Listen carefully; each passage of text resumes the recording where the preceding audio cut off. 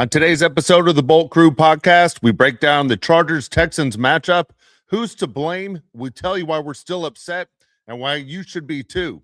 If the playoffs started today, who would the Chargers face?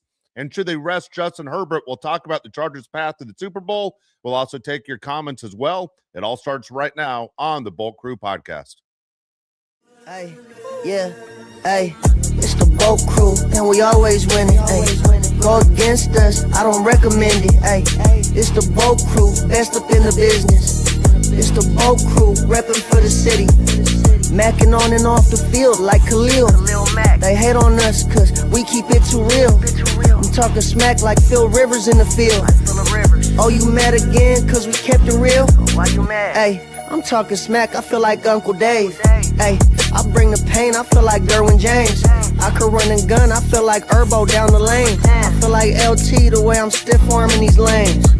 We just wanna win, we just wanna win, yeah. Ay, we just wanna win, we just wanna win, ay.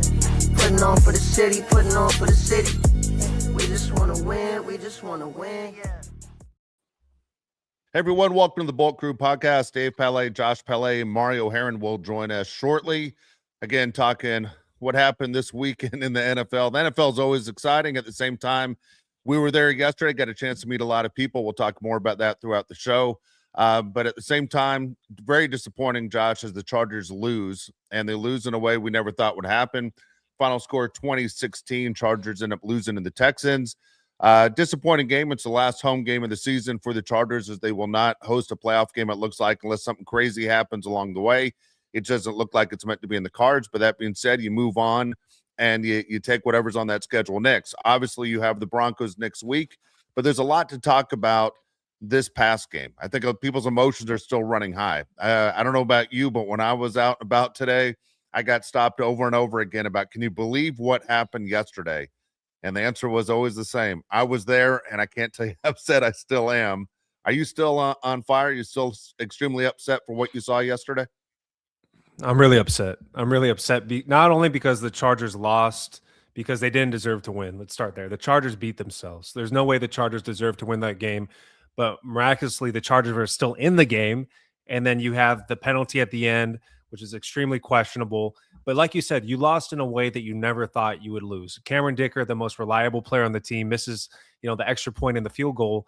And then the DBs, another position on this team that have been phenomenal the entire season, give up 14 points right off the bat. So being down 14 points is tough against any team, especially a team like the Texans that have a great defense.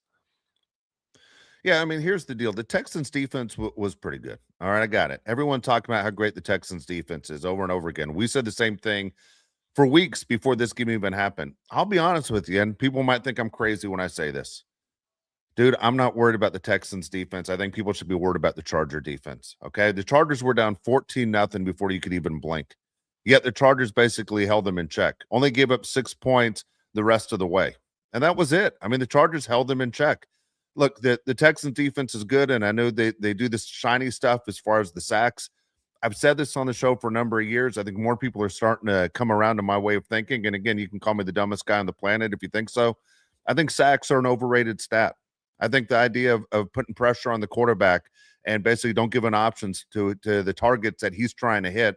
But I think overall that if you have a team that's able to put pressure on the quarterback, you make them uncomfortable, and you lock up the guys who's trying to throw the ball to, I think you have more success. And again, I'll look at a guy like Myles Garrett, who's outstanding at what he does. And there have been a lot of great pass rushers throughout their careers. But how many of those guys end up winning Super Bowls? And I'll say what the Chargers do on defense, for the most part, look completely lost. I got it at the beginning of the game. But overall, I think the Chargers defense is still underrated, and I think it's good enough to win playoff games. And I think they learned something yesterday against the Texans as far as what people are going to do against their offense and what they're going to do against their defense. And obviously, this Charger team, man, if I'm an offensive coordinator, I'm looking at this Chargers defense. The way to try and beat the Chargers is, and I don't think it's going to happen again because they learned their lesson, you got to beat them over the top, right? We always talk about Jesse Minter keeping everything within reach. Well, what did the Texans do? They stretched the field immediately. So you think other teams are going to try and do the same thing? I don't think the Chargers get beat like that again the rest of the way. Look, man, I'm okay with the Chargers giving up a long pass if there's a defender in the vicinity. There was a mental lapse on those 2 touchdowns. The defense did not communicate with each other. Elijah Molden expected, I don't know, another safety to be on the other side of the field. I don't know what coverage they were running. And then Dante Jackson also was expecting a safety to be over the top. They did not score those touchdowns because they beat our coverage. We just beat ourselves with not being in the game. Being down 14 points, I don't care if you're playing the Texans or you're playing the Raiders. It's just not okay. You can't have inexcusable mental lapses, especially in wins and games you need to win like yesterday. It was extremely frustrating. I thought the defense was actually great outside of those 14 points. I think they only gave up, 3 more points the entire game? I mean, the defense was good. The Texans offense is not that great, but they did have a little bit better play calling than the Chargers did. And we can get into this right now. Fans all over, Well, Charger fans all over are more. quick, let me What? cut you off real quick, because Tony Okay. Jefferson put on Twitter that that blown coverage, it was not on Molden. He said he played it perfect. That was 100% on him, which I give him credit going to Twitter and saying it today. He went Okay, out and good. said, "Look, that was everyone's on Molden. That wasn't on Molden. He couldn't have played it better. That was a 100% on me." But as you said, it was a mental lapse, just like you said. Yeah. Okay. Well, I'm glad that Tony took ownership, but the point still stands. There's a mental lapse. The Texans scored those 2 touchdowns on mental lapses. So defense, I thought, was fine outside of those 14 points, but they were a big 14 points. The offense, zero creativity. The entire game, man. Greg Roman deserves to get fired after this. I hope he really does. And I understand the Chargers have 11 wins. The Chargers have 11 wins in spite of Greg Roman. 0% creativity on early downs. The Chargers were running the ball on first down primarily in the first half. Was not working. Second half, they were a little bit better, but still, Justin Herbert being a statue in the pocket is a recipe for disaster. I tweeted it. I mean, there's every team's going to tee off on Justin Herbert when he's just standing still in the pocket, and that's what the Texans did. Justin Herbert was hit 8 times yesterday, 5 more sacks. It's incredible that Justin Herbert was even healthy throughout the game. I know he was hurt with his hand for a little bit there. He had 1 interception. Wasn't his fault. Aranda gets and drops that pass. But in spite of the offensive line, I thought Justin Herbert was pretty good. Yeah, I mean, here, okay, I got a bunch of things you touched on that I couldn't agree more with here, but Greg Roman's play call, man, was insane because everyone has heard it for years. First 15 plays are scripted. I mean, if I'm Harbaugh, I'm like, what do you got, Greg? What's our first 15 plays? I'm like, did you do anything outside of the first one? It's like, when you get in trouble at school, or back in the day when my guys would get in trouble in school, and I will not pull Wendy's hair, and you got to stay after class and you got to write it on the chalkboard 800 times. Did he just write, we're just going to hand the ball off to a Marion Hampton, and we're going to hand the ball off to a Marion Hampton, and we're going to hand the ball off. What do you? Dude, Hey, it but wasn't seriously, what do you think effective. Hampton's thinking? What do you think Hampton's thinking? Hampton's like, He's dude, like, I'm why going to the be hell? dead. I'm going to be Exactly. This is a game. The fans of the Vidal's not playing. Vidal's not playing. We Exactly. can't afford to get Hampton killed. The fans of the hell? crowd are saying the same thing. This guy Hampton is not going to make it, just like Herbert's not going to make it. You're running him into a wall every single time. There's nowhere to run. It was insane. Sorry for cutting you off. He only had 3 rushes over 3 yards the whole game. I mean, That's yeah, unbelievable. we're going to keep running. We're going to keep running. I literally turned to Josh inside the stadium and said, "At what point did the fans start to boo?" It was did. a little crazy. It did. They did. It didn't make any sense at all. It was predictable as hell. For anyone who's watching this show that is my age, and I started watching Charger football, back in 1979, the thing that made the Chargers different, Josh, back in 79 with Don Coryell, is that they threw the ball. Everyone else, that's why it was Eric Coryell. Every other NFL team did the same damn thing. They ran the ball on first down. Then they ran the ball on second down. And then we realized you weren't going to get a first down running it on third down. You had to pass it. It was the same thing. It was boring, and they huddled up, and then they would sit there and do the same damn thing. And you're like, oh my gosh. And the NFL is so much better today.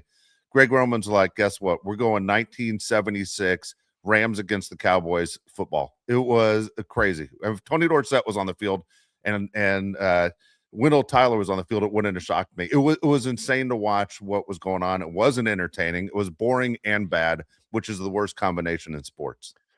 Do you remember what we said to each other at halftime when we got out of our seats? That was the most boring NFL game of the season so far for the Chargers. There's nothing happening on offense with the Chargers. They'd run the ball on first down up the middle, by the way, which never worked, like you said. If they ran on the outside, maybe there'd be a chance. And then they run it again, most likely on second down, or they throw a short pass, and then it's third and long every single time. It's incredible that Greg Roman was hired by Jim Harbaugh when his brother got rid of him.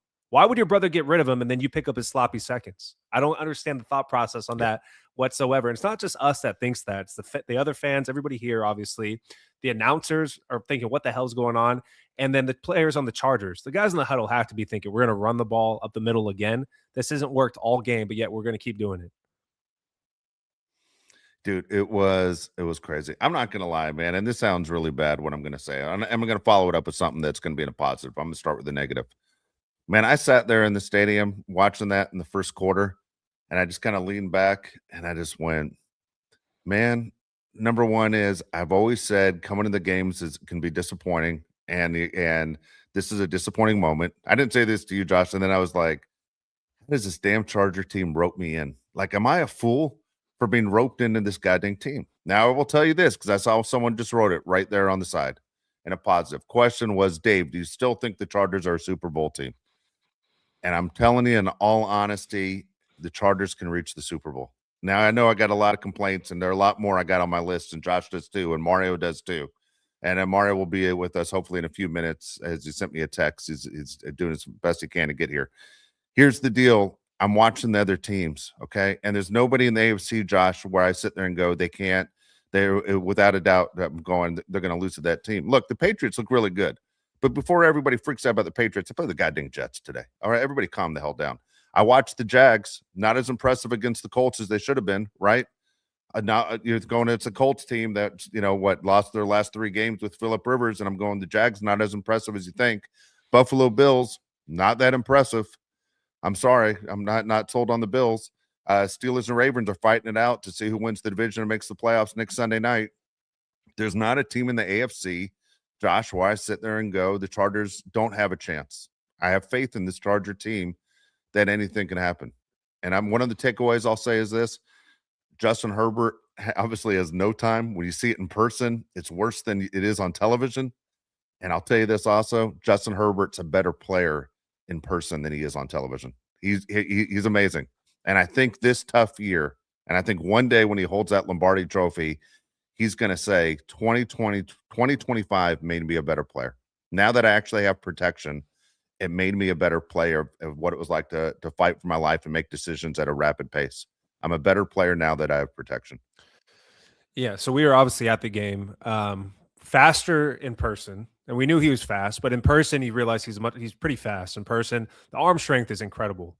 People are making excuses for Rondé Gatson. He needs to put some touch on that ball. Dude, give me a freaking break. That is an NFL tight end. That is a touchdown right off his hands. I have no problem with Justin Herbert rifling the ball into Rondé Gatson because he is an NFL tight end. He's expected to make that catch above the waist. There's no debating that. Don't even give me that crap on Rondé Gatson's drop. Rondé also has another drop later in the game, and then you figure this guy's just in his head. I mean, this is a rookie that looks like a rookie out there that's not ready to play in the biggest moments. Was it just a bad sequence for Rondé Gatson, or do you think there's an issue with the Chargers tight end? Dude, I think there's an issue.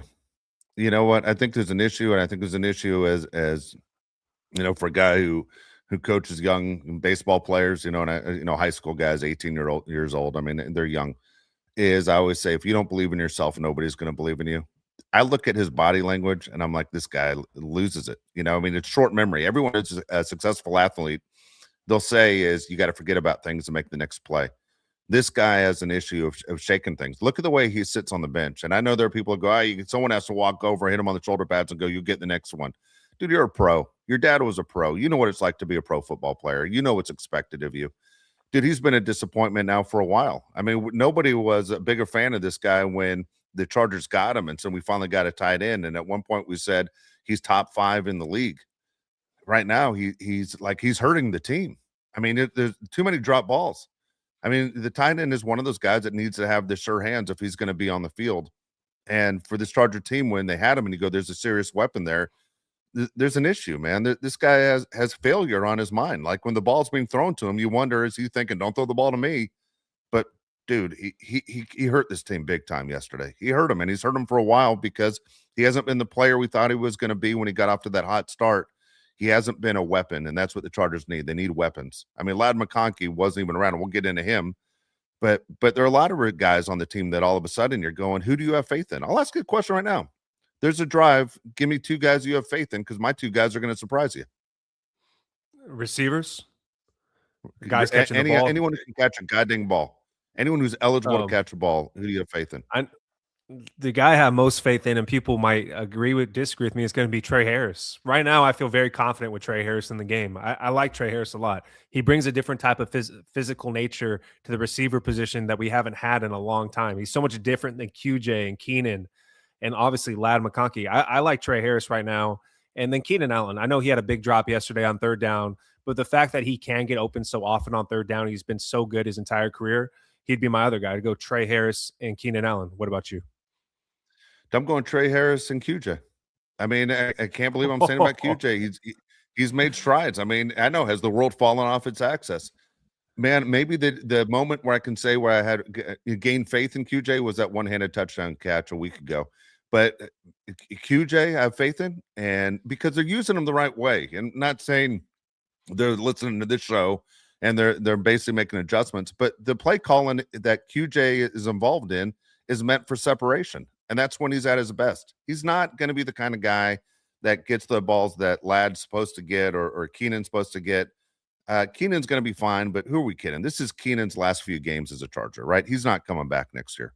This is it. They're ready to give those basically touches to the young guys, right? Whether one of these young wide receivers is going to replace Keenan in his touches, and Trey Harris has stepped up to do a very good job. QJ, I have faith in, man. I'm kind of really disappointed in Lad. Like, I think a lot of offseason stuff's going to be what happened and what does Lad need to do to get back to the player he was his rookie season. But dude, Josh, he didn't touch the ball till about 5 minutes remaining in the fourth quarter yesterday. Is it Lad, I mean, though? Lad's turned into goddamn Michael Bandy. That's who he's turned into. He's our punt returner. That's sad. And yeah, he is basically the special teams guy at this point. But is it Lad's fault that he's not getting the ball? Is it Greg Roman's fault he's not getting the ball? Is it Justin Herbert's fault he's not getting the ball? I don't think there's any reason that Lad should have 2 targets in the entire game. He caught one of them for 31 yards. He was the third leading receiver with 1 catch. And then you have QJ, 5 catches, 98 yards on 8 targets, tied for the most on the team with Amari and Hampton. I'm confused. I don't understand why Lad is only getting 2 targets when he's supposed to be your top receiver on the team. He's so far away right now from being the top receiver on the team. I'm shocked when I look at the target share for all the receivers. Which Charger receiver do you think has the most targets? Which Charger has the most targets on the team? Without me looking at the box score right now, I'm gonna go QJ for the season. You think it's I'm QJ? still gonna go QJ. I'm still gonna go QJ. QJ's third.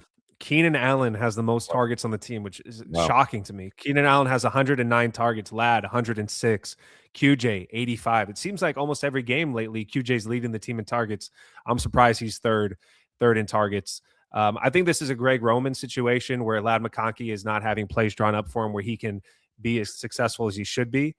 He still should be number 1 receiver on this team. I understand QJ has been doing better and he's having a really good season this year, but Lad McConkey needs to be more involved in the game plan. There's really no excuse. Is it one of those you make an effort early in the game? Say, this is what we're going to do and try and get this guy involved, and we're going to sit there and show people he's a weapon again. Do you do this against the Broncos, or do you sit there and do this in the playoffs? When do you make a concerted effort to get Lad involved in the game plan to say, hey, look, here's a weapon that we know we have? If the Chargers are playing their starters against the Broncos, because I don't know what the hell they're going to do. Vegas right now thinks the Chargers are going to be benching their starters against the Broncos. I think it's an 8.5 point spread. I would want to get him involved early in the game plan. And then in the playoffs, everything's out the window. I think you just need to go to the players in the right schemes to get them open. You got to go to what the defense is giving you. You need to go to those players. I don't think you need to force feed anybody, especially when you don't have a clear cut wide receiver 1. But like I said, Lad McConkey does need more than 2 targets. There's no reason that should happen. Amari and Hampton was tied for the lead in targets yesterday with 8. That tells me that the offensive line is not protecting. Justin Herbert needs to get rid of the ball quick, and he's just giving it to Amari and Hampton to do what he can. Amari and Hampton could not run the ball yesterday. Not saying it's his fault. Greg Roman is running him right up the middle. It's not working at all. Amari and Hampton, 14 carries, 29 yards, 2.1 yards a carry, and he did have a touchdown. It's just an all-around failure from Greg Roman and the offensive line that we can't get more going with our top players. I mean, it's just really sad that we can't get anything moving, especially against Texans defense that looks like they're bending in the second half. The Chargers had opportunities to score, and they just couldn't. And then the part of that is also Cameron Dicker.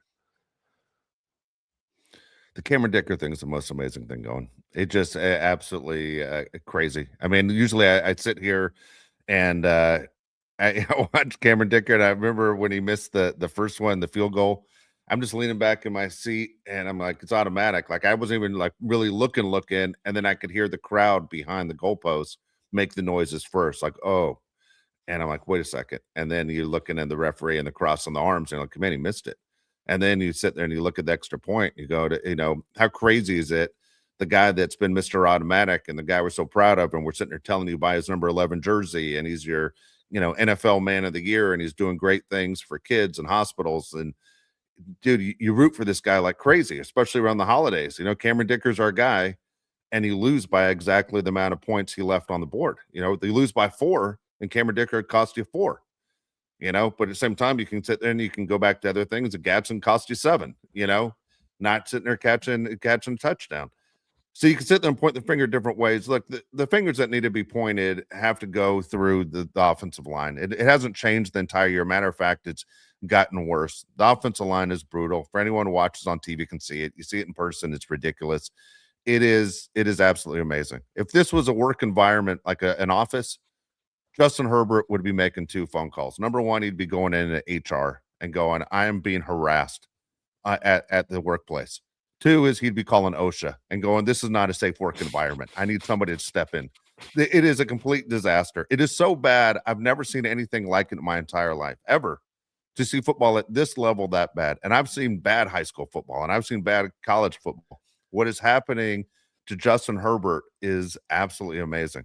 Marion Hampton, I can't wait till the season's over and he goes back and talks to his family. What was it like being an NFL running back? He's going, dude, you wouldn't believe who was in front of me. Who was in front of me? I mean, it's almost like a joke. It's amazing they have 11 wins. Every one of these guys is so goddamn bad. I mean, like terribly bad. It's terribly like, bad. Did Joe Ortiz just get high and go, let's see what happens? I'm going to put this group of maniacs and we're going to put them in charge of uniforms and see what happens, because every single one of them stink. They're awful. Okay, here's your least favorite segment. We'll do it again. Pass blocking grades for the Chargers. You like it? I think people hate it because it reminds them of how bad the situation is. Here's the Chargers pass blocking grades from PFF yesterday's game. Bobby Hart, dude, I have no idea why you would put a guy at left tackle that hasn't played left tackle in 3 years. Yet the Chargers did that. They put Bobby Hart over there, even though Austin Deculus had his best game as a Charger against the Cowboys. He posted a 33.1, allowed two sacks and 3 pressures. He was awful. Zion Johnson had a good game, 72.5, no sacks, no pressures. Bradley Bozeman also had a good game, 73.8, 1 pressure allowed. Mekhi Becton, thank you for your service. I hope you never join the Chargers after the season. 48.9, a sack and 4 pressures. Trey Pipkins, absolutely terrible, 38, a sack and 4 pressures as well. Austin Deculus, 46.4, 2 pressures allowed. And then Trevor Penning, according to PFF, had a pretty good game as well. 0 sacks, 1 pressure. Out of these numbers and these players on the screen here, what jumps out to you? Hey, Mark, there you are. Good to see you. What's up, Beast?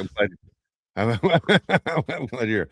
All right, a couple things here. One is Penning is interesting because every time Penning has reported as an eligible receiver. So I'm like, hey, guess what? At some point, let's see if we can catch something. I mean, dude, they report it every time. Eventually, they're going to assume like they're never going to throw the ball to him on any kind of trick play. Dude, I was all for it. I was all for it the entire time.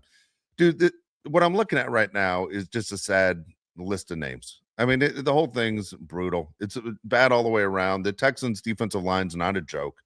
But, man, what this group is here, do you know what a clown car is? All right, maybe yes. I'm aging myself even more, okay? A clown car is a tiny car where like 10, 15 clowns come jumping out of it. That's the Chargers' offensive line. It's a goddamn clown car. And then they all run into SoFi Stadium, put their Charger uniform on, and they try and block for Justin Herbert. Someone wrote on the side, do you want to see Justin Herbert chew out his offensive line? No, I don't. I'm all for that stuff behind the scenes. I just don't think it ever happens. What I want to hear is a story from someone saying Justin Herbert walked into Joe Ortiz's office and flipped his desk upside down. That's what I want to hear. I want to hear that Justin Herbert's like, you guys are killing my career. You're killing my career, and I can't win with what you guys are doing to protect me. That's it. I don't think it's wrong to say he's the franchise. You know, dude, I don't even think Justin Herbert should be getting mad at the offensive linemen. They're just not good. There's nothing Justin Herbert can say to make them play better. This is what we have. This is like when you look at the old Padres lineups and you go, oh my God, that's who we had in our lineup at that time. You're going to be looking at this list in 2 years and saying, holy hell, this is who we had blocking for Justin Herbert. This is the worst it gets. This doesn't get worse than anything we have right here. Yeah. Goddamn Mekhi Becton's Kristen Orphea. I mean, I think the biggest play. Okay, but like at the same time, if I'm Herbert, when I have 3 guys that come running into my face, when I escape the pocket and then I juke out another guy that's coming off a blitz and I deliver a perfect pass to Ronnie Gaston and he goes, this is so perfect, I'm going to drop it instead of catching it and running it. I'm probably flipping my lid on every single guy on that sideline. I'm going, what else do I need to do? I just put on the cape. I just was Superman. You guys are supposed to be my Justice League. What the hell is going on? I didn't get you a Christmas gift because you guys don't deserve anything. I should have actually just kicked you to the street. I would look at our GM and going, it does protecting me not matter anymore? Do you guys think I just have to be the best and most perfect quarterback in the NFL to win games? It's insane. I was so beyond frustrated with the O-line. I was beyond frustrated with Greg Roman's approach. At one point, numbnuts, roll him out of the pocket. It's just not that damn hard. Play Madden for like 2 minutes. I promise you're going to understand it a little bit better. I was just pissed off about that for a while. Josh said that the entire time. He's better when you roll him out. By the way, do you guys know the Christmas gift, Josh, that Herbert got his offensive line? Do you guys know? It was perfect. Are you trying to make a joke or do you know what it is? Yeah, I know exactly what it is. It's not a What is it? joke. I'm telling you, I know exactly what it is. It was the most perfect Christmas gift for an offensive line I've ever seen. What was it? Anytime, sweetheart. Okay, well, neither one of you guys know. He got them luggage and an airline ticket. That was a hint to get the F out of here. That's literally what he got him. Okay, I swear to God. Before you say this, where did you see it from? Oh, that's true. That's a good point. Yeah, I was just about to say, not trying to trash on you. I literally chat GBT'd. I literally chat GBT'd it and said, what did Justin Herbert get his offensive line for a Christmas gift? And he got them luggage and he got them an airline ticket. And I was like, this is awesome. This was one of those, passive aggressive, gifts. This is a one-way ticket. I got you, not a round trip. Here's your luggage. Pack your bag. Get the F out of here. I'm all for it. But okay, offensive line, we know they were terrible. We know Cameron Dicker had the worst game of his career. How about J.K. Scott, our punter? He shanked 3 of them yesterday. I mean, I did the Chargers grades the other day on Twitter, and I caught hell for having J.K. Scott as a C. And now people seem to think he's lower than that. He had a 34-yard punt, Mario, a 32-yard punt, and a 22-yard punt yesterday. That's not going to do it. When you can't flip the field and they're going to have good field position every time, it's hard to win. That, first off, that gift was actually last year's. It's not this year. So your chat GPT wasn't wrong. Still works. But it wasn't right Still either. works. Still works. Still plays.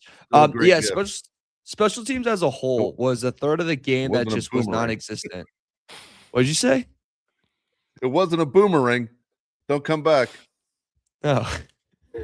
I've said it for years, Mario. The field's not wide enough. J.K. Scott agrees. I mean, the special teams as a whole was abysmal. It was terrible. I mean, I used to have a coach that states a third of the game, so it's that much important of the game. They didn't take it. Dicker, I don't know what was going on. Apparently, he couldn't get it up that night either. Just terrible all around. That joke was right there, fellas. But no, one of the biggest letdowns of the game, something that's supposed to be old reliable, just suddenly doesn't become reliable. It felt like a classic Charger loss, classic Charger playoff loss, I should say. And then now we have the 2 teams that we face in the playoffs with Herbert. We've now lost to again. And to be honest with you, Dave, I was listening when you said that this team can still make a Super Bowl run. This team can still be a Super Bowl contender. I'm going to be honest with you. No fucking chance. No chance in hell can this team win a Super Bowl. Can make a Super Bowl run. No way. This O-line, Jeff Schultz, who played in the NFL, grinds film, literally said this was the worst offensive line performance I've ever seen in the NFL. He's not lying. So I don't know how that's going to translate to us making a run. What, this is going to be Burrow again? a couple of years ago. No. No. We face Jags again. We face the Texans again. We face Buffalo, to be honest with you. I think it all falls apart. We only gave up 6 points to the Texans after they jumped out to that 14. That's it. 6. They beat us over the top. What do we do in the red zone? Plays. What do we do in the red zone? Plays.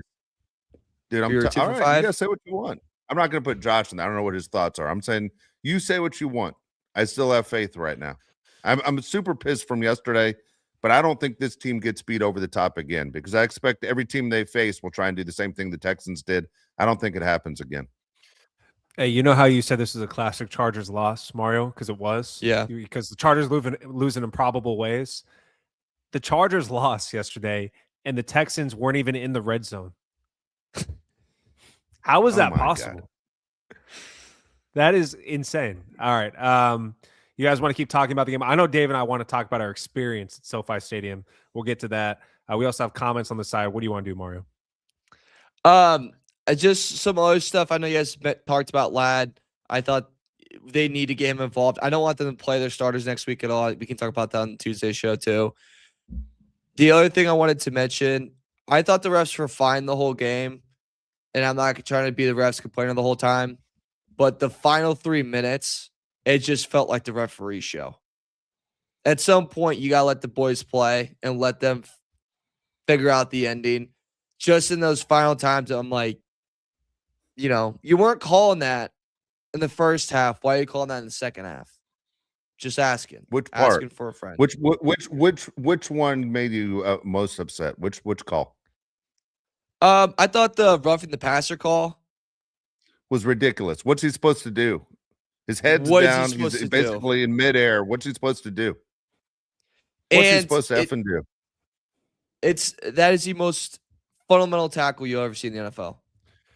Okay, yeah. This is my thoughts, Mario. You played football. We all play football. We all watch football, obviously. So the rule is when a player is running out of bounds, if you touch a player while he's still inbounds, you can continue to touch him while he's out of bounds because you made contact with him inbounds. Correct, right? We can agree on that. Mm-hmm. If the quarterback is holding the ball and you're launching at him and then he releases the ball, it is physically impossible to stop your body. What are you supposed to do? There's nothing you can do to stop your momentum when you're going full force at the quarterback. I believe the referees called it probably correct because that's the way it's written up right now. They need to change it. It makes zero sense. It's not football. I saw the tweets yesterday. Oh, Henley gets flagged for playing football. Like, I really just don't understand how he's supposed to go after the quarterback if you can't go after the quarterback. It doesn't make any sense to me. It's ruining the game, dude. One last one, too. How about the hit on Herbert when he's going out of bounds? I'm just 100%. I'm with them where if it was the other way around, I would say I'd hope that penalty doesn't get called. But Herbert should get that call. He's a good enough quarterback. When you're hit a certain point in the NFL, you get a lot better of a whistle than other guys do. Allen and Mahomes and Lamar get a different whistle than Jared Goff, than Trevor Lawrence and Caleb Williams. They just do. Herbert should as well. And the fact that he's hurt and that guy lays that big of a hit on him and we get nothing out of that is beyond insane to me, Dave. Absolutely insane. I mean, there are a couple things in there that you didn't even bring up the one where Herbert's down as he's standing up. Will Anderson makes contact with him, knocks him right back down again. Any other quarterback, whether I don't care if you're a top 5 quarterback, there's another flag coming. Yeah. I mean, it's not only does it make contact, there's contact made with the head area, and you go, okay. But if it's Dak Prescott, if it's Mahomes, if you know what I mean, I can name a bunch of quarterbacks. It's garbage. Look, let's get to the call on Tarheeb still. The most ridiculous call I've ever seen. I mean, here's the deal. It would be easier to make that call 2 weeks ago. But just last week, St. Brown got what? He got in trouble for initiating contact with the defensive back, right? And the play for the Lions against the Steelers didn't count because the receiver initiated contact with the defensive back. Still 100% did not initiate that contact. That was insane. And so when you sit there and I see people writing on the side going, I've been saying for years it's the league's been rigged or controlled by the refs. Dude, I literally sat there and was like, was that in the script? And I've never said that before about an NFL game, but seeing it in person, I was like, was this in the script?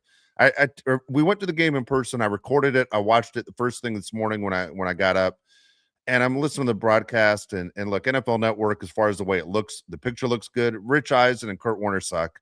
They aren't good. I'm sitting there watching. I'm going, this isn't good. And then the most important play of the game, and Kurt Warner's like, oh, man, I was looking at the wrong guy. I'm sorry. Well, number one, why would you even admit you're looking at the wrong guy? Dude, Kurt Warner, nobody admits to screwing up more than Kurt Warner, whether it's on the TV broadcast or on Twitter. It's like, dude, you don't have to admit every time you screw up. It makes you look dumber than you are. It's crazy. And then and what's the point of bringing in Mike Pereira or any of these other guys who are sitting there just going to defend their friends? Useless. They're just going to come in and defend your friends. Mike's on there going, oh, it was the right call. And I'm like, I'm going to be honest. Mike, he's not going to fuck you, brother. Okay? I don't know what you're trying to get out of it. Okay? I don't know what you're looking for. But God dang it, Mike, it's the wrong call. When we just saw it a week ago in a really important game in Detroit where the call was different. And everybody saw that play, whether you're watching the Lions Steelers or not. It was the play of the week. And so here we are 6 days later, and it's the same goddamn play. I don't even know what to say. It's so disgusted. I can't tell you. So disgusted by the way that way that ended up. If you were the OC for the Texans, wouldn't you be doing the same thing that they did? Because the other receiver did the same thing. Create contact with the DB. This referee might be dumb enough to call the penalty, and they did. Yeah. I thought it was genius by the Texans. Why would you not take that chance? Because if you get it, it's a first down. The game's over, and that's what happened. Speaking of genius, by the way, I want to shout out to him right away. Tart was fantastic with his sell. Oh, yeah. Oscar worthy. Fantastic. Yeah, I don't know why more guys don't do it, especially receivers. I'm with you. Dude, flop. Why not? Damn, oh, it's perfect. Did you guys already talk about how poorly too the halftime was by both coming in and going out? Go for it. Go ahead. The fact that we had a chance to score before halftime, score after halftime, then we turn the ball over, we get the ball back, and we still don't end up with anything. We come out of the third quarter. We come out of the halftime, and it's like we have nothing prepared. Like we are shocked that we have the football. And then Gaston drops. I mean, it was painful. We took an opportunity, and we just took a dumper on it. Yeah. Literally, Josh and I got out of our seats and walked out of our seats to stand in the back. We were so irritated. We even looked at each other like, do you want to go back to the seats? Not we weren't leaving the stadium. We're like, do you want to stand here or do you just want to go back to our seats? By the way, the guys next to us in our seats. So I'm sitting down, I got a family, I got a dad, he has 2 kids, he has his wife and his like father-in-law taking up a whole goddamn area, which is fine. They were fine. But the dad was dad football fan, where every time the Chargers got the ball, come on, guys, let's go, boys. Every time I'm like, dude, like I need to hear an F word in there. Like you show some goddamn, heart. Let's go. But because his kids are next to me to keep it so clean, it was driving me nuts. I felt like I was at a YMC basketball game. And then Josh had guys to his left literally just started smoking weed the whole time. And it just blowing right past my face into these little kids' face. And I'm like, dude, are you serious right now? Like this isn't the 70s where you can pull out a marble and smoke cigarettes. Yeah, the guy's just sitting there. And I'm looking at this guy who's high-fiving every goddamn 30 seconds to all of us, stoned out of his goddamn mind. But the guy's sitting there smoking weed right next to Josh. Felt like it was a Grateful Dead concert. It was insane. I would hate to be. Who wants to be high at a football game? That guy. That's insane behavior. He did not care. But you remember little kids were around us? He did not care. Here are the Chargers drives in the first half. You guys ready for this? Punt, punt, punt, punt, field goal, interception, missed field goal. And then they came out hot in the third quarter. Punt, punt, touchdown at the end of the third quarter. But I agree with you, Mario. It's like there's no creativity to start the game. There's no creativity coming out of the half. It's like a shit show between Greg Roman and the offense. It's crazy. It's insane. You have bad tackles, but yet you want Justin Herbert to sit back in the pocket. Good luck. Hit 8 more times, 5 more sacks. It's incredible, dude. And just now, Hampton just ran it again on first down. Every time. All right. Mario does what every other Charger fan does. They constantly send me future OCs. All right, this is the guy I want. I'll take this. Kevin Stefanski. Yeah, today was Kevin Stefanski. I get them sent to me all the time. Mario started doing it today, made me laugh. Yeah. Were you guys watching the Browns game at all? A little bit, very little. Dude, Sanders threw 3 of the worst balls I've ever seen today. Where I was like, and he won. And one of them was a touchdown. And I was like, that thing should have been shot in the air by, it's like a duck thing. Like, he's going to be the quarterback next year, dude. He's won enough, I think. Yeah. Probably. With that terrible team. All right. Here we go. Matthew Dahl, 499 says, shout out to the fans. They were loud, but enough is enough. If we keep Greg Roman next year, I don't feel happy to be a Super Bowl contender. And you shouldn't. You shouldn't. He's holding the team back, man. If Greg Roman is around next year, the Chargers have little chance to make it to the Super Bowl. He's just not good enough. Call me crazy, man. I'm more worried about an O-line than Roman. Dude, do you mind? Okay, here you go. For people who are baseball fans, a few years ago, the Angels in the 20-person draft drafted all pitchers because they just stink at pitching. So the Angels drafted 20 pitchers. This is a draft you draft all offensive linemen. It's like, all right, who can step up? And I know we got 2 guys coming back, or if you want to put Salyer in there, we got 3 guys coming back that should be healthy next year. Dude, I draft offensive line like you wouldn't believe. I signed free agent offensive linemen. I signed a couple sumo wrestlers. I'm signing anyone that looks big enough. And basically, anything's better than what I'm watching right now. It's not even a joke, dude. It's insane what we're seeing. It's crazy. I don't get it. That's like when the Bears.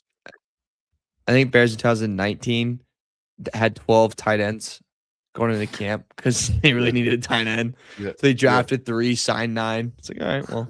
Someone's going to show up. Dude, I'd be all for it. Oh, my God. Gadago, 199, says, Greg Roman is trailer trash with a Ferrari. Yeah. Well, but, guys, be kind to all the people that work really hard at the Chargers. Dude. We're not even going to talk about that. That's insane, too. Yeah, I'll say this, Mario, unless you heard it on your way in to the show. Dude, Justin Herbert's better in person. I mean, like, not as a football player, just the way he throws the ball, I was amazed. And if you look at the balls that were dropped, if you add those into what he was doing and the little protection, dude, he's a much better football player than I even thought. Watching it in person was much better than what I've seen on TV, and I was a fan when watching him on TV. Dude, if his side career, maybe a different life, could have been a fighter. The kid's got the toughest chin of all time. Yeah. Feels no pain. M3 Franco, $5 says, maybe I've been huffing too much copium, but we didn't get beat. We beat ourselves. Despite all the mistakes, I think we can beat anyone except the Jags. What do you think, Mario? I do agree with him. We did beat ourselves. The mistakes we made defensively that gave the touchdowns, the interception that Gaston made, the missed assignments by the offensive line. The Texans didn't do anything that fancy. The Chargers just didn't show up for the game. It's simple as that.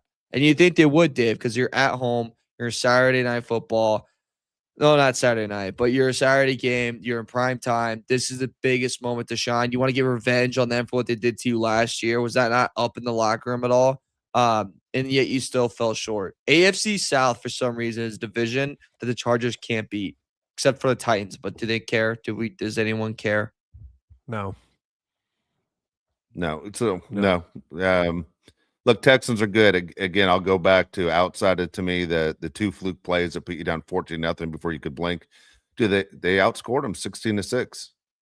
Should have been at least more than that, 20-6 or 23-6, whatever.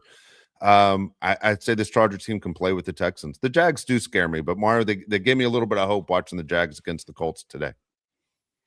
I honestly feel that they could lose to any team in the AFC and they could beat any team in the AFC. That's how I look at it.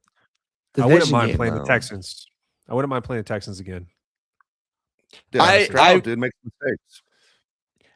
The argument you could make, playing any team twice is good because it's hard to beat the same team twice. We got Amy O 499 says, agree with Dave. This year is so open. It's crazy. Super Bowl is still in reach to me. faith in Herbert. He is insane. Had years to watch live. He's him. Yeah, I mean, dude, we just watched the Bears 49ers game. What happened? No. I said obviously she agrees with me, but I couldn't agree more with what she said. Yeah, I think Herbert. I think the NFC is a lot stronger. It. Yeah, he's insane. Yeah, he's absolutely insane. We just watched the Bears and 49ers. To me, that was a different level of football than what we watched with the Chargers and Texans. To me, that there were two great play callers over there. Chargers, Texans, not great play calling, not great offense. Different level of coaching for sure. All right, Mario. Yeah, you're right. Mario, let me ask you, right? Because you're in Chicago. That game tonight was 80 combined points, whatever it was, and the balls that Caleb Williams missed at the end didn't have the arm strength that Herbert has. Like Herbert reaches those guys.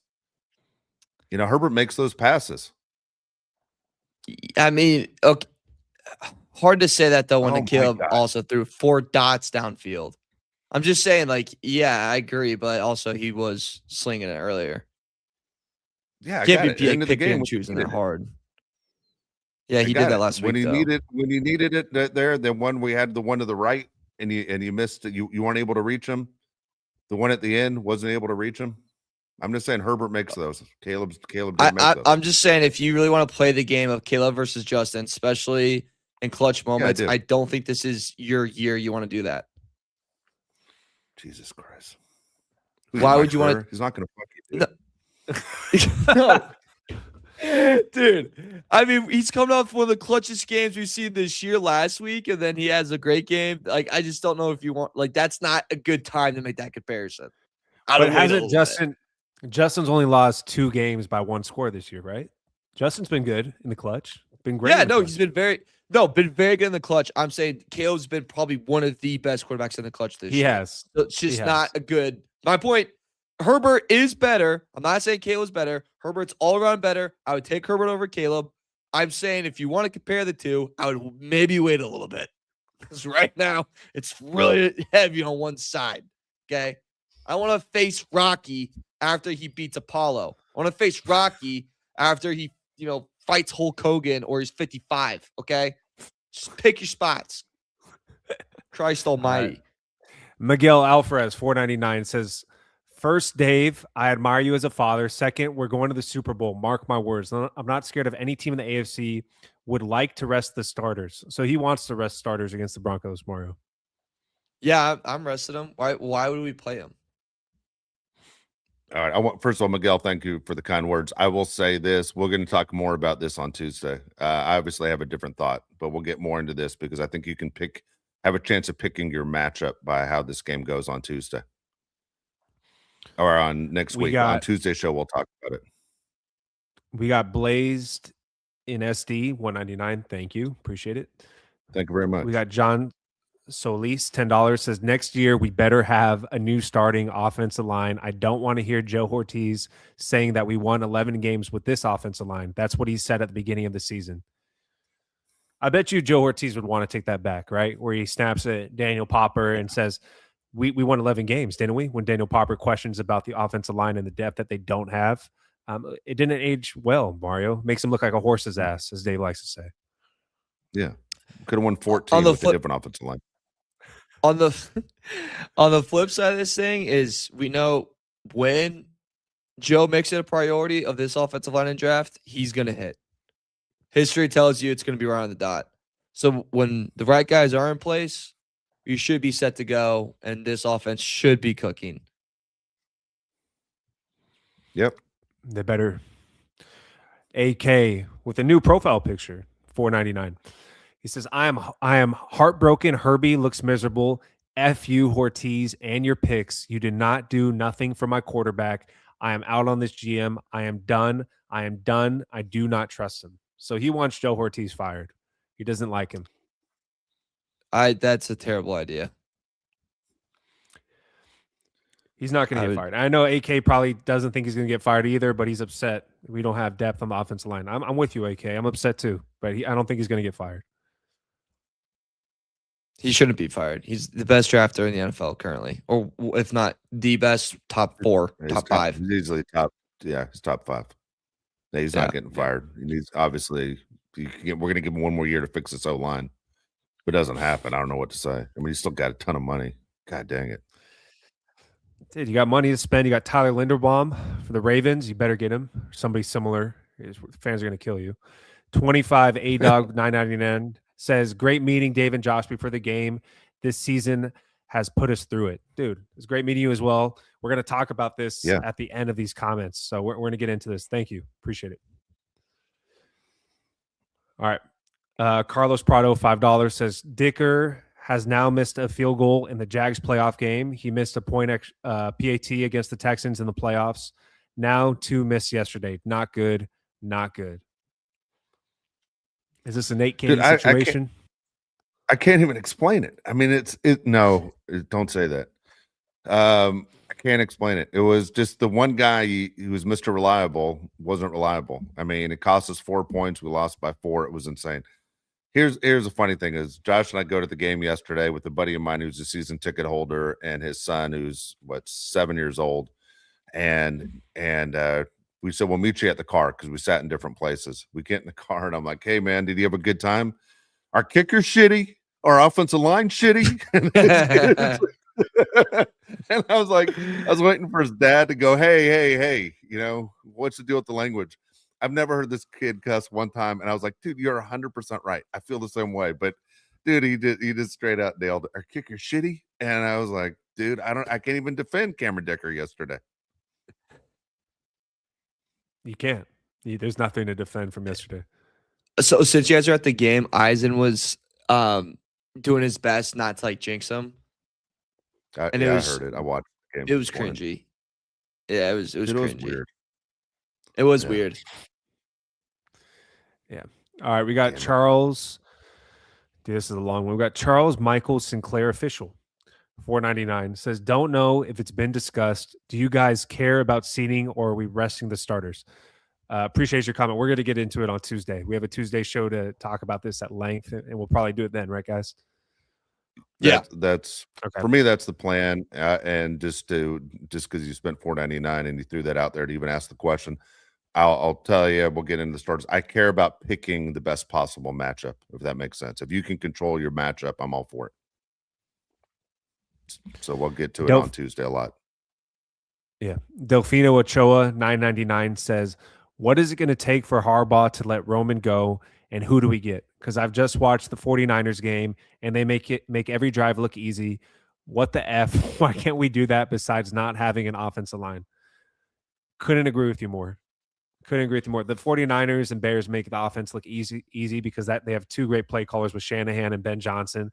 Greg Roman is the anti-Ben Johnson and Kyle Shanahan. I understand you don't have an offensive line, Mario, but you need to draw up plays to at least roll out Herbert, like we said, or get some quick passes off to guys like Ladd right off the line.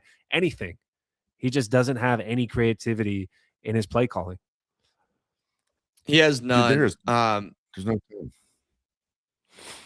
Sorry. Well, also too. So there's probably 3 OCs off the top of my head that could be great replacements. Go for it. So let's say Sean McDermott. There's a lot of ifs in this, but Sean McDermott gets fired. Joe Brady's probably free. And McDermott could get fired. So that's Joe Brady. Love to have him. Yeah. Kevin Stefanski. I know he lost his play calling duties, but he's pretty damn good. Brian Dable. Dable's my guy. What about Mike McDaniel? Yeah. I think McDaniel stays in Miami, dude. I think they kind of keep him on one more time. They look really good to end the year. Not really I wouldn't good. Want to stay in I'm Miami. Over-exaggerating. Dude, they're in salary cap hell. They're a complete mess. It's only going to get worse too. Between Tyreek Hill and Tua. Dude, I want Dable or Stefanski right now would be my guys. I don't know if that's not automatic. I don't even think it's a coin flip. I think Harbaugh's loyal, which is weird because his brother wasn't. His brother realized there was a problem. It's so strange. We know the 2 brothers talk all the time. We know the brothers talk to the dad all the time.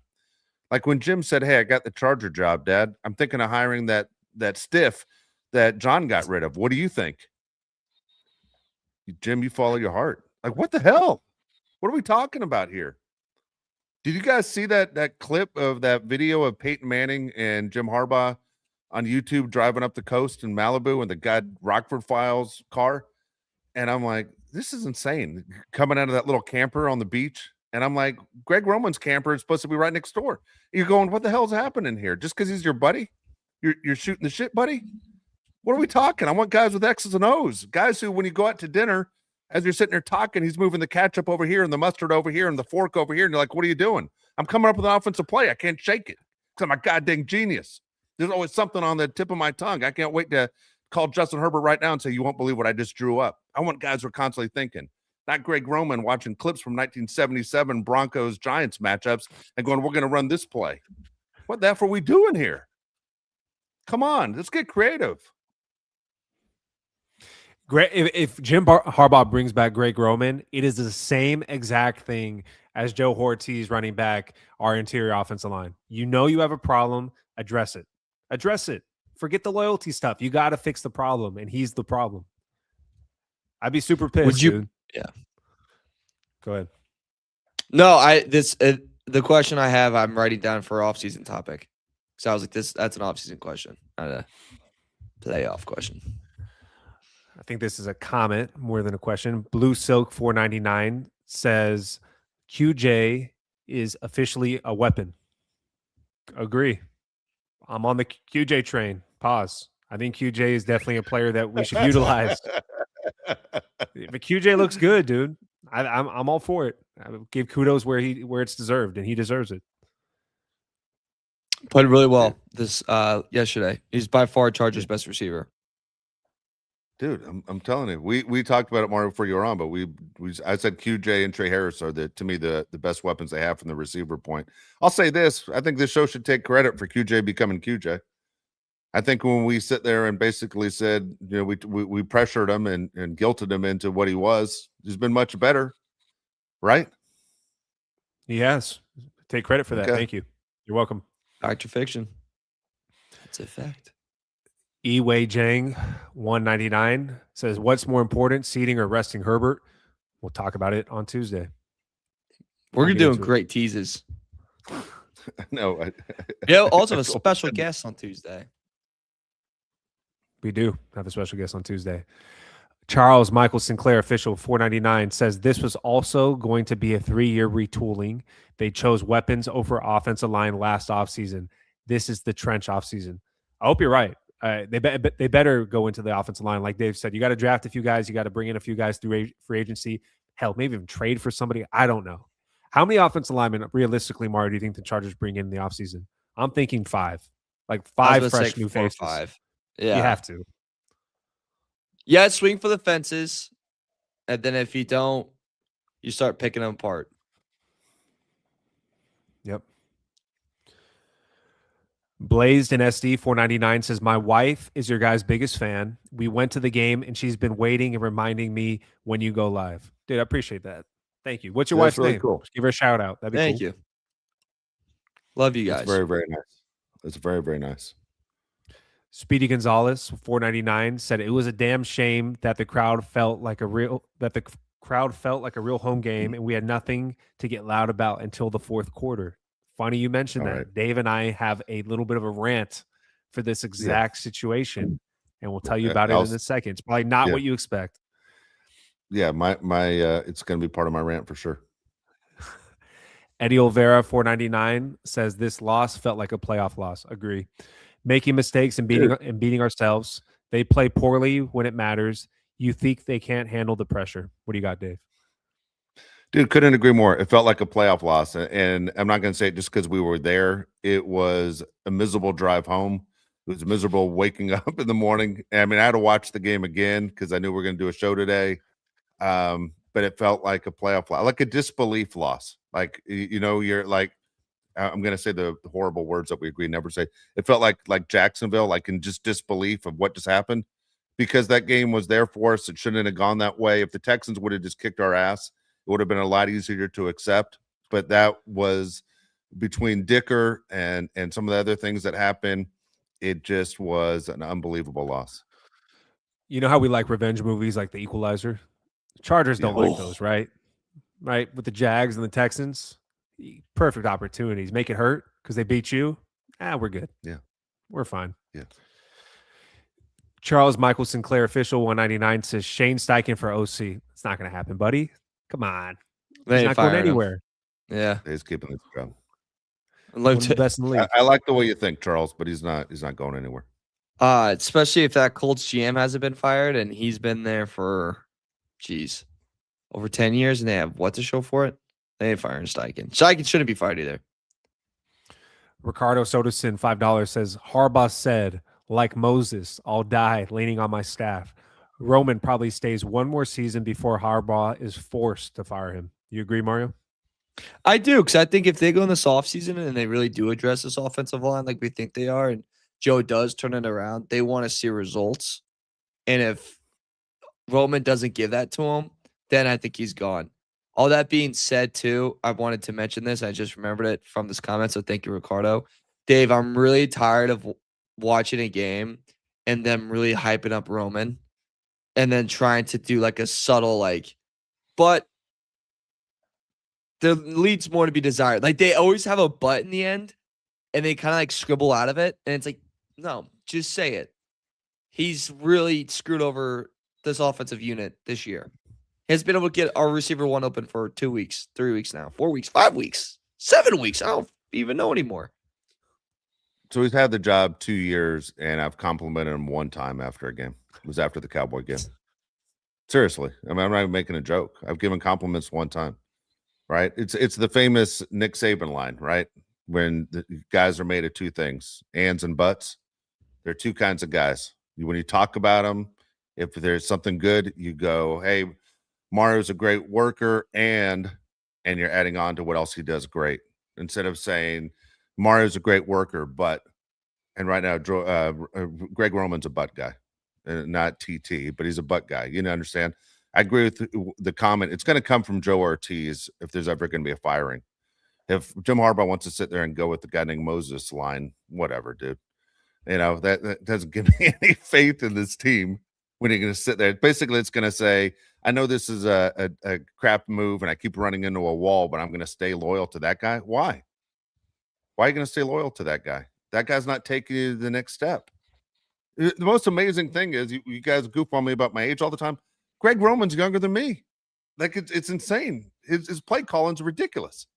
Andy Reid's older than Greg Roman, and his play calling's like, I've never seen that before. That's an awesome play.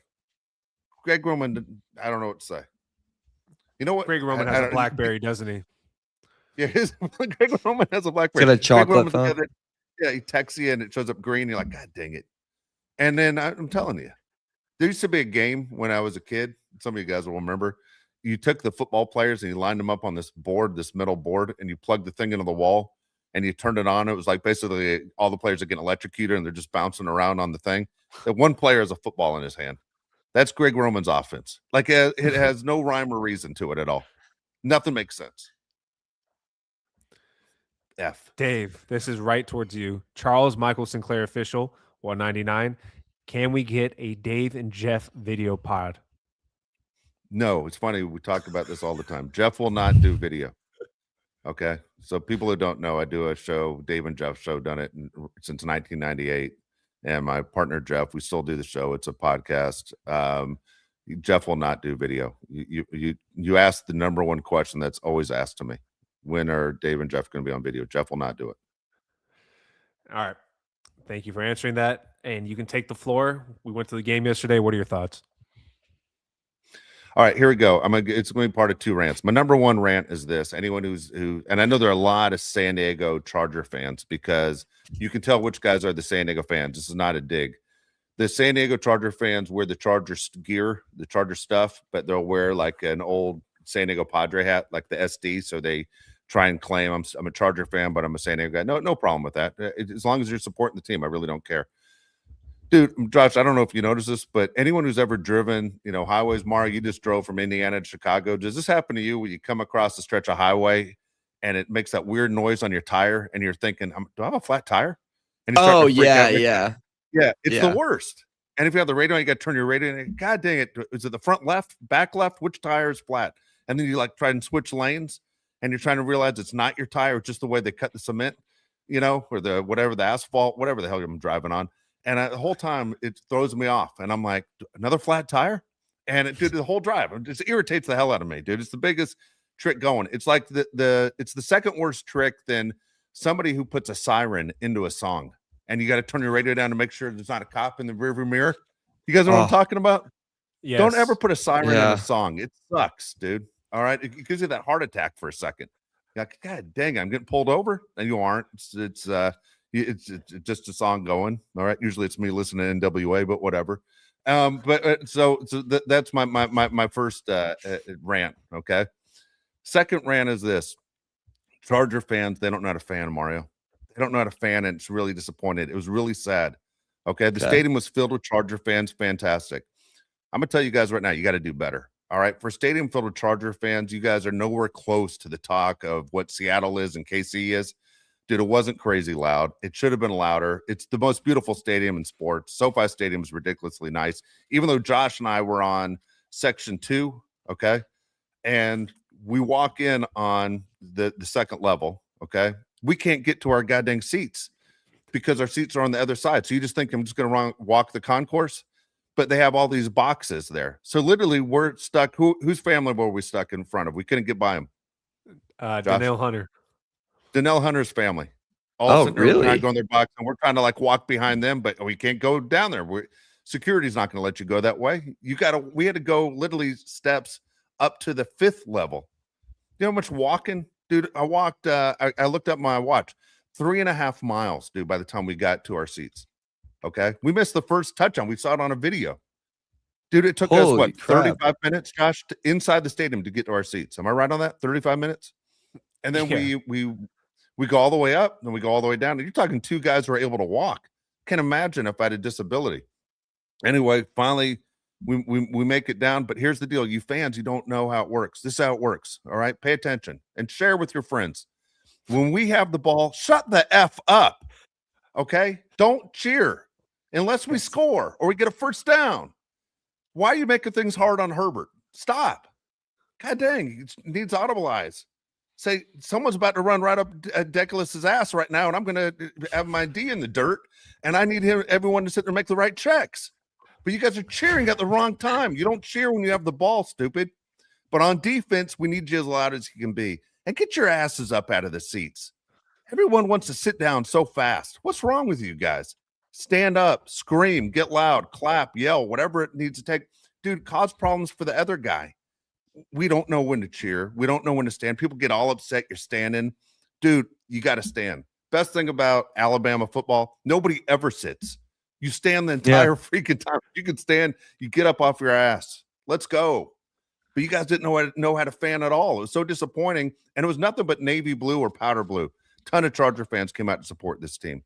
But, man, for what, 75,000, not as loud as it should have been. And you guys didn't even know when to cheer. It was embarrassing. It's like your first game. Most Charger fans we've ever seen at a Charger game. There's probably about 90% Charger fans, 95% Charger fans. Was incredible. But Dave is 100% right. The Charger fans at certain points in the game, Mario, were as loud as when we had the ball on offense as when we were on defense. They do not know when to make noise. And our entire section might just be that our section sucked. Section 201, you're terrible.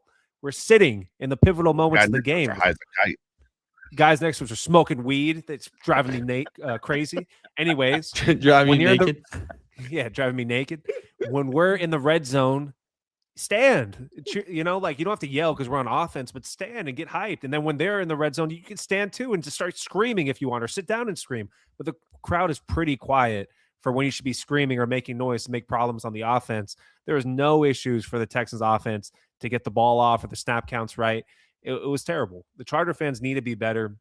The people that run the board are trying to give you directions, for God's sakes. Make noise here. Scream now. It's like, dude, you should know when to scream and when not to scream. It was nuts. I mean, it's a lot of new age fans, right? A lot of new age fans trying to figure it out. It was a little disappointing. I'll say this too, Mauro, is I don't know how you can afford it. I'm not talking the price of a ticket. I'm just talking the whole thing. Parking's 140. Every drink is $20 minimum. All right. And I'm watching you guys. I'm watching minimum 10 drinks a person. I mean, there's a lot of drinks. You guys, then a lot of gear.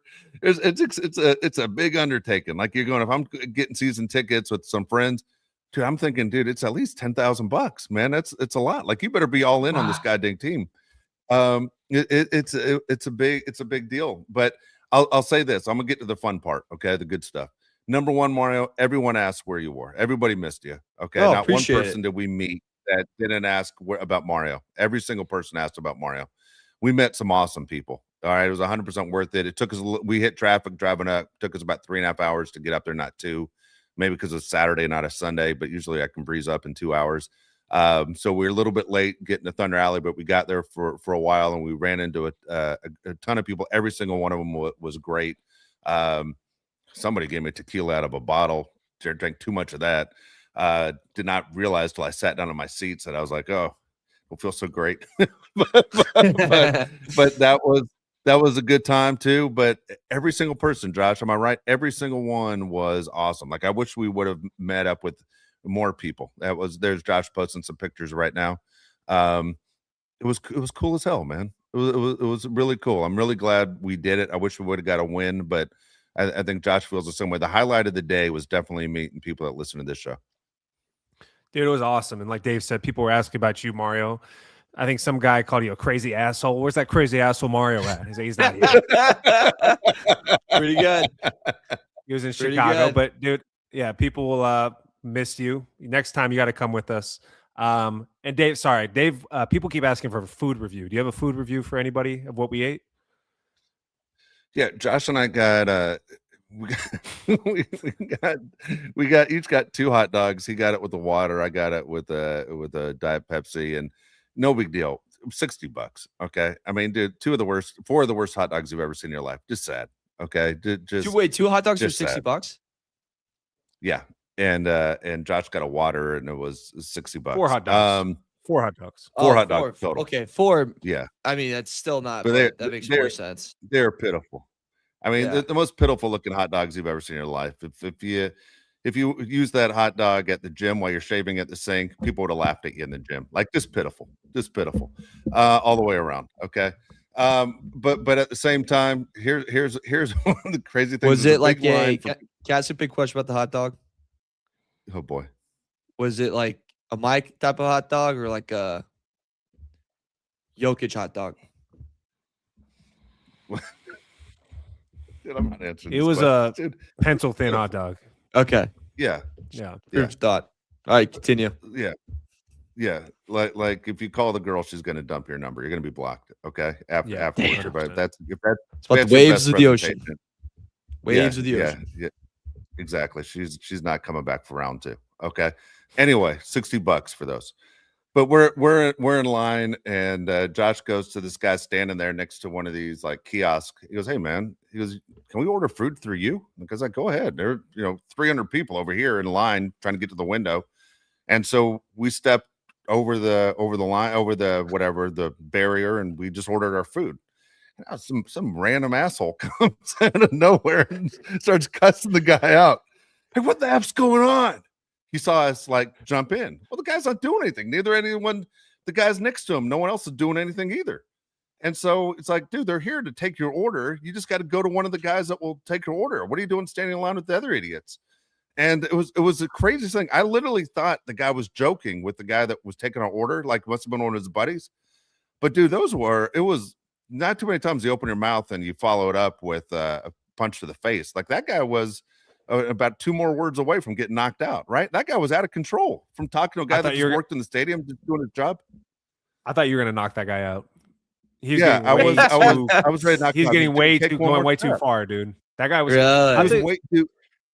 Dude, like Dave said, we crossed under the thing to order food because nobody was ordering from the guy. And I asked him, I'm like, can we order here? And he's like, go ahead. So we go there, and this guy loses his mind on us. He's like, or on that guy too. He's like, be better. People are waiting in line. It's like, dude, open your eyes. This guy's waiting to take your order. Like, what do you want him to do? He's just standing there. It was crazy. Yeah. The guy was screaming. That's insane. By the way, 0 ushers, no one helping you get anywhere. Like, it would have been nice if somebody would tell Josh, you got to go to floor 5 to get down to floor 2. I mean, it was everything was figured out yourself. It was crazy. It was like, we're just going to save you the money. We aren't going to pay for any ushers, pay for anyone that might help you get to where you want to be if it's your first time in the stadium. Stadium's awesome, though, Mar. When you get there, NFL Network, by the way, is right next to the stadium. I don't know if you're aware, but you go out on one side, and it's the Forum where the Lakers used to play. It's now they put concerts and stuff in there. They got the Forum over here. You go out the other side. It's the Intuit Dome where the Clippers play. It's a really cool setup in that area. The way they have everything ready to go. You'll like Sounds it. nice. One day I you're was gonna make it out jealous. here. I know. I was getting Yeah, FOMO the whole time. Yeah, you should have, dude, because everybody asked about you. We aren't BSing. Anyone listening that met us will say the same thing. Everybody asked about Mario. Every guy. You know, people were super cool. It was good. One of the best branding things they ever did was call that Thunder Alley. That's such a good name for that. Yeah. You would have loved it, dude. Yeah. Lots of alcohol. Lots of alcohol. The music's loud, dude. Women hardly wear anything. It was a good time. Just saying, it's right up your alley, dude. It's right up your alley. No Bible. Damn. Dude, the way the Chargers play, they should have Bible day. They should just hand out Bibles when you walk in. You're gonna need this. Yeah, I don't know what to tell you. I got 2 for Christmas if anyone needs one. Did you really? With your knives? You got Bibles and knives? I literally got Bibles and knives. Jesus. Crazy. Literally. Crazy gifts. Crazy gifts is right. All right. You guys got anything else? I'm good. What time on Tuesday? Same time? Oh, no. You didn't say same time. Mario said 4 o'clock Pacific time. Yeah. What you said? Okay. Yeah, it's 4 o'clock Pacific time on Tuesday. But you said there's a guest coming on. Does he know it's 4 o'clock Pacific time? I got to confirm with him, but 75% chance he's going to be there. Beauty. Okay, so here's the deal. We'll all be in different places on Tuesday. I'm going to Vegas tomorrow. Right, I'm asking your advice right here, Mario. Actually, it's Josh. Actually, so games this week that we picked, I've by far had my worst week. Josh has had a good week. Mario, you've had a pretty good week. I'm ready to go ahead and put it all on the Rams tomorrow, 7.5 against the Falcons. Am I wrong? I'm going to Vegas. What do you say? No Devontae Adams for the Rams. I mean, you do have to make a bet in Vegas. You can't not make a bet. So here's the deal. The Rams, remember, get the Falcons pick this year, too. Remember, they get their first round pick. They do get the first Falcons round lose. It helps the pick, too. Let's go. Yeah, go for it. Yeah. Alana, it's not Fernando's not the one joining us, but we do miss Fernando's great. It's not Fernando. So Alana, Hey, we'll give a hint. I'm not going to tell you who it is because I need to confirm. Former Charger. I'll just tell you that. Former Charger. Okay. Twitter figure. Somebody on Twitter that tweets a lot. Why are you going to Vegas? Long story, but going to Vegas just for a couple days. Coming back on the 31st. Not staying for New Year's Eve. Coming back on New Year's Eve, though. Probably a good idea. But I bet that city's a disaster on New Year's Eve. Dude, the hotel room jumps up from whatever the hell I'm paying. Honestly, I don't know what I'm paying. I just know what it would jump up. It jumped up to like $1,600 if you stayed New Year's Eve that night. That makes sense. It's crazy, man. Anyway, so and then Josh and I are supposed to hit the Rose Bowl the next day. That's the plan. All right. So 4 o'clock. That's the plan. Again, if you subscribe to the show, you'll know. Please like and subscribe. Shows all over the place. Mario, appreciate it. It's after midnight in Chicago right now. You bust your ass in the cold to get here. How cold is it there? Weather check? It was like 50 degrees today. And then when I stepped outside after work, it went down to 20. I was supposed to get a cold front. And I left my window open in my room, so it's literally so cold in there. What do you left it open? Since what? Dude, September? Why would you open the window? Because it is a sauna in here. Because of like the heat, because they expect a Chicago winter. So when it's like a little bit warm, like dude, I've been sweating the past 2 days. I've been flying through clothes, so I've just been sweating like constantly. Dude, when you go out to a bar, I'm not kidding you. I have to wear black because I sweat through it. It's terrible. Swash and everything too. Swash, armpits, chest, back. So when you go outside, you freezing?